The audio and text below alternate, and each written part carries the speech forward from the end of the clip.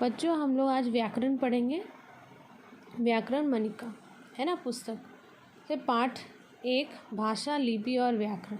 समाज में रहने वाला प्रत्येक सामाजिक प्राणी अपनी भावनाओं को प्रकट करना चाहता है।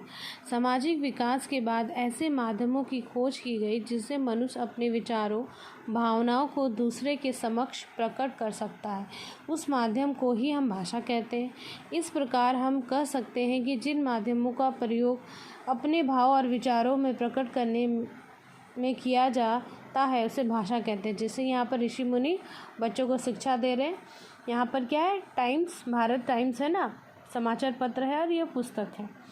जिन भाव और विचारों को व्यक्ति संकेतों से प्रकट करता है, जैसे मैच के दौरान अंपायर का सीटी बजाकर खिलाड़ियों को निर्देश देना, स्काउट के द्वारा संकेत देना, कार का हॉर्न बजाना, दूसरों को सावधान रखना, बस कंडक्टर की सीटी बजाकर बस रुकवाना, चालकों या यातायात संचालक के द्वारा दिए गए संकेत जो इशारा है ना, सांकेतिक भाषा कहलाता है। लेकिन इन संकेतिक को भाषा नहीं कहा जा सकता, क्योंकि इनके द्वारा बहुत सीमित भाव और विचारों को ही प्रकट किया जा सकता है। यह केवल कुछ विशिष्ट मतलब कुछ खास भाव और विचारों को ही प्रकट करने में सक्षम मतलब काबिल है। भाषा के कितने भेद हैं वो हम लोग यहाँ पर देखेंगे। हम अपने भाव और विचारों को 2 प्रकार से अभिव्यक्त मतलब प्रकट कर सकते हैं, मुख से बोलकर और लिखकर। जैसे यहाँ पर ऋषि मुनि बच्चों को पढ़ा रहे हैं और यहाँ पर पढ़ते हैं, है ना, पुस्तक से। इस आधार पर भाषा को 2 भागों में बांटा गया है, मौखिक भाषा और लिखित भाषा। मौखिक भाषा किसे कहते हैं? जिन भावों और विचारों को मुख से बोलकर प्रकट करते हैं तो भाषा के इस रूप को मौखिक भाषा कहते हैं।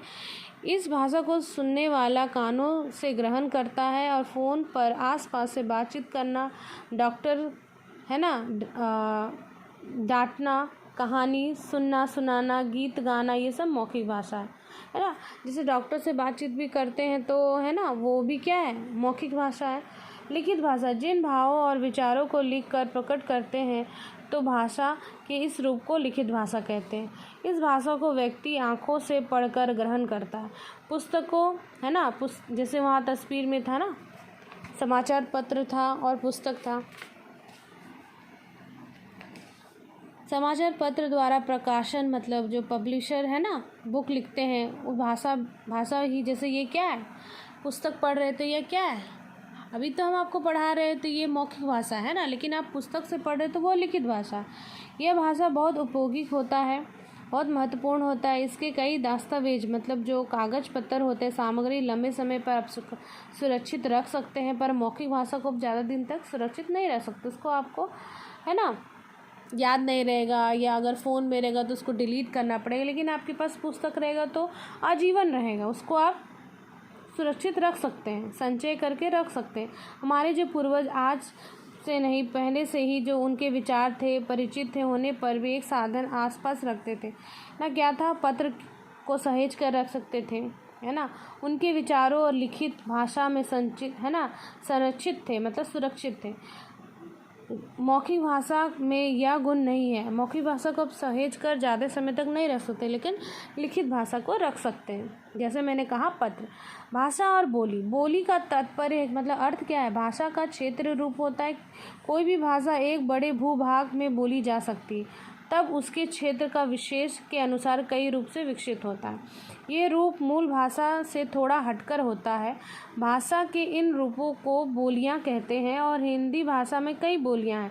ब्रज भाषा, खड़ी भाषा, हरियाणवी, कन्नौजी, भोजपुरी, मैथिली, बघेली, गढ़वाली है ना, कुमाऊनी, मेवती, मेवाड़ी, मगधी बोली। ये प्रायः साहित्य रचना नहीं होती, लेकिन कभी कभी कोई बोली इतनी विकसित हो जाती है कि साहित्य और रचना या पत्र और पत्रिकाओं में प्रकाशन होने लगता है, तब वह बोली एक भाषा के रूप में लेती है।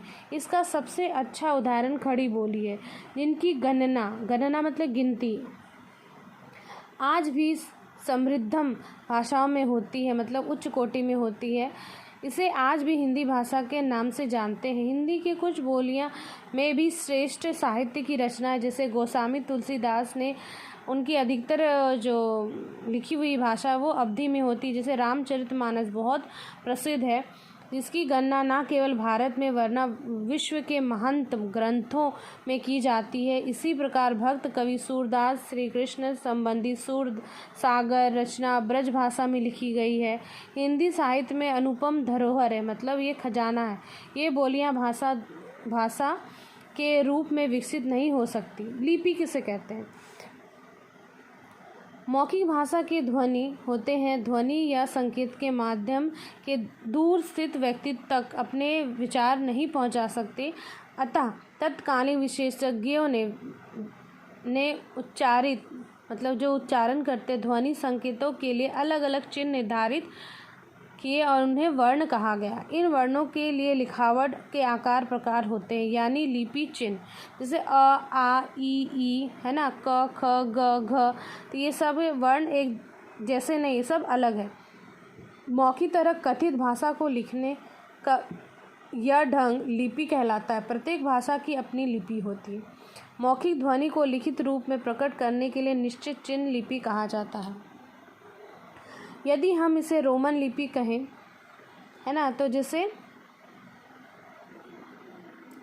अंकित रोटी खाता है ना, तो यह हिंदी भाषा का नहीं माना जाएगा।